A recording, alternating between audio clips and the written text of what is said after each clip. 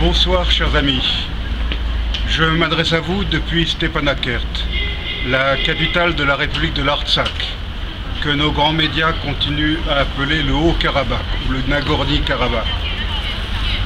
Ce soir c'est mon dernier soir avant de rentrer en Corse, et j'ai tenu à enregistrer cette vidéo pour apporter mon témoignage sur ce que nous avons vu ici en Artsakh. Nous avons rencontré des gens qui sont décidés à s'accrocher à leur terre, qui est la terre de leurs ancêtres depuis 2500 ans ou plus, et qui n'acceptent pas la loi du plus fort, qui n'acceptent pas de céder la terre de leurs ancêtres à des envahisseurs turcs ou azéris. La propagande azérie veut faire croire que ceci est une terre d'Azerbaïdjan. Il n'a rien de plus faux. C'est devenu une terre d'Azerbaïdjan par la grâce des bolcheviks, par la grâce de Lénine et de Staline, qui ont appliqué le vieil adage « diviser pour régner », et qui ont cherché, pour imposer leur dictature communiste, à diviser les Arméniens, les Géorgiens, les Azéris. Et ils ont donc placé des territoires arméniens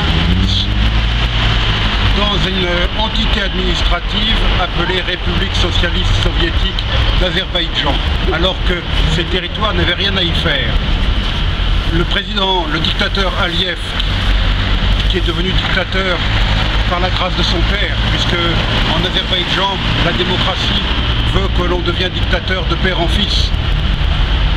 Le président Aliyev peut raconter n'importe où, n'importe comment, que ces terres appartiennent depuis toujours au peuple azéri. C'est faux.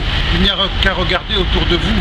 Regardez ces vieilles églises centenaires, parfois millénaires, comme celle de Dadivank, pour réaliser qu'il n'y a rien de plus faux, que ceci est une terre qui appartient au peuple arménien, et en particulier ici au peuple de l'Artsakh.